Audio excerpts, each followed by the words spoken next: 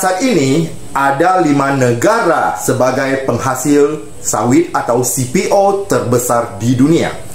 Yang pertama tentu kita sudah tahu itu adalah negara kita, yaitu Indonesia. Kemudian disusul oleh negara tetangga kita, Malaysia. Kemudian Thailand, Kolombia, dan Nigeria. Terus sekitar 5 atau 10 tahun yang akan datang, apakah kelima negara ini masih tetap bertahan sebagai penghasil CPO terbesar di dunia? Kalau iya, berarti tidak ada negara lain yang mengikuti jejak kelima negara ini. Kalau tidak, berarti nanti akan muncul negara-negara yang akan bersaing dengan 5 negara ini. Sekarang ini sudah ada negara yang sebenarnya menurut mitos bahwa sawit itu tidak bisa ditanam di daerah kering dan dingin. Tapi negara ini telah mematahkan mitos tersebut dan telah ditemukan varietas unggul yang bisa hidup di daerah dingin dan kering. Negara mana yang menemukan itu? Pasti kita tahu negara itu tidak lain dan tidak bukan adalah negara Tiongkok atau kita kenal dengan negara Cina.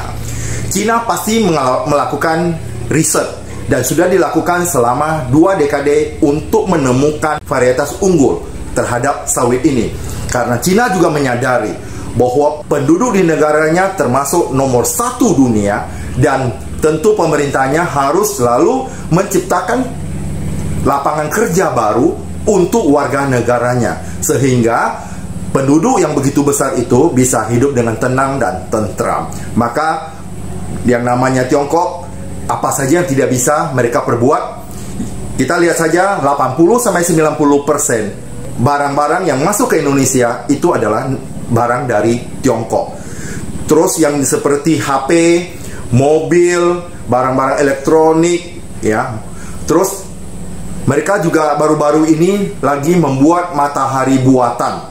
Dan ini adalah pertama di dunia. Bahkan dikatakan matahari ciptaan dari Tiongkok ini melebihi panasnya matahari yang alami. Ini adalah hal yang luar biasa. Kadang-kadang kita pikirkan tidak sesuai dengan logika atau tidak masuk logika, tetapi itu nyata dan mereka mampu merealisasikannya. Nah, dari Tiongkok ini dalam 2 dekade ini, lebih kurang 20 tahun ini, mereka terus riset dan tergabung di dalam pusat penelitian karet. Yang jadi sawit itu dimasukkan ke dalam pusat penelitian karet untuk meneliti ini.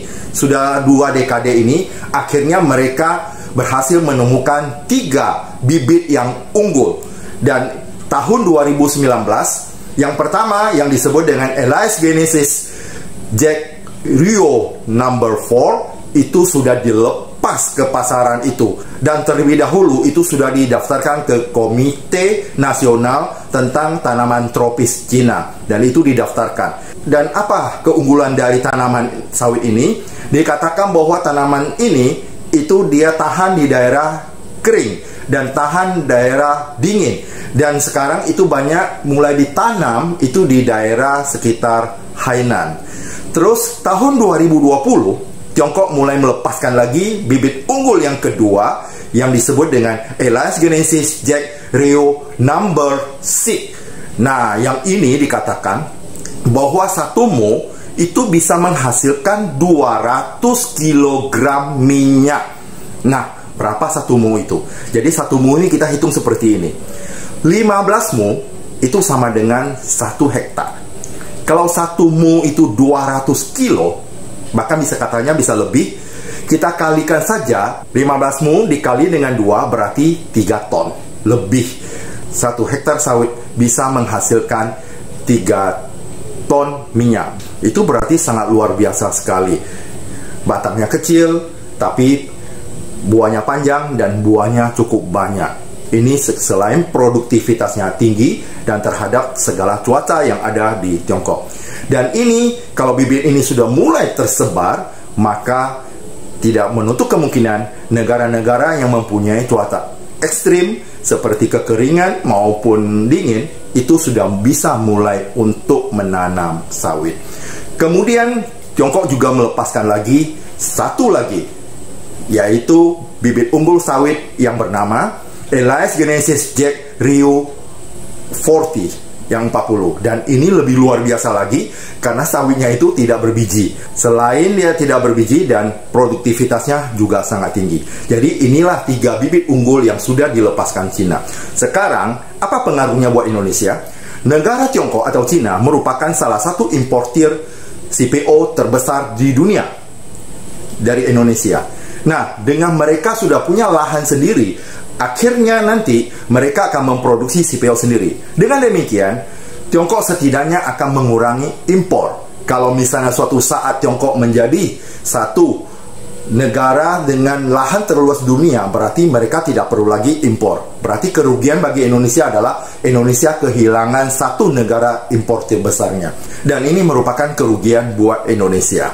Makanya dari itu kita mulai dari sekarang harus memikirkan bagaimana caranya sebelum hal itu terjadi. Kalau itu 2019 sampai 2020 itu bibit itu sudah mulai dilepaskan oleh negara Tiongkok, berarti mereka sudah mulai menanam. Dikatakan bahwa daerah tempat menanam mereka itu adalah daerah Guangdong dan Hainan. Bahkan daerah-daerah yang mempunyai iklim yang cocok dengan sawit tersebut. Berarti mereka betul-betul serius. Dan dikatakan Tiongkok sudah menyiapkan 30 juta mu untuk lahan sawitnya. Tadi dikatakan bahwa 15 mu itu 1 hektar, berarti 30 juta mu itu sama dengan 2 juta hektar. Itu baru awal. Kalau ternyata ini berhasil, tanaman mereka itu tidak menutup kemungkinan Tiongkok akan berekspansi lebih besar lagi lahannya agar nanti di negaranya itu cukup dengan produksi CPO di dalam negaranya sendiri tanpa harus impor dari luar. Karena namanya Tiongkok, pasti segala sesuatunya mau mereka buat sendiri karena menimbang penduduknya yang begitu besar. Nah, ini saran juga untuk para petani karet di Indonesia. Pada saat beberapa waktu yang lalu, saya sudah pernah sampaikan juga bahwa kalau ada lahan karet itu sebaiknya jangan ditebang. Karena kita tidak tahu juga bagaimana kondisi sawit itu 5 atau 6 tahun atau 5 sampai 10 tahun ke depan. Karena ada ekspansi dari Tiongkok, bagaimana mereka juga untuk menanam sawit sendiri. Dan kita tahu bahwa Tiongkok salah satu pengguna atau importer terbesar dari CPO dari Indonesia, maka itu pasti mempengaruhi harga. Tapi berapa pengaruhnya kita tidak tahu. Yang jelas, sawit itu tidak pernah ditinggalkan. Karena sampai saat ini pemerintah sudah giat-giatnya untuk membuat biodiesel, untuk menggantikan bahan bakar fosil yang semakin lama kalau diambil akan habis atau punah. Maka untuk menghindari itu, maka dialihkan ke bahan bakar nabati yang bahan dasarnya adalah minyak sawit.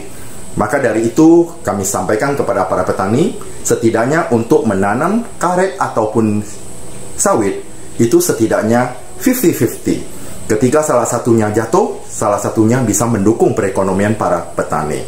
Tapi ini semua tergantung kepada para petaninya mau atau tidak. Karena keputusan bijaksana harus diambil sebelum menyesal di kemudian hari. Itu hanya saran dari saya.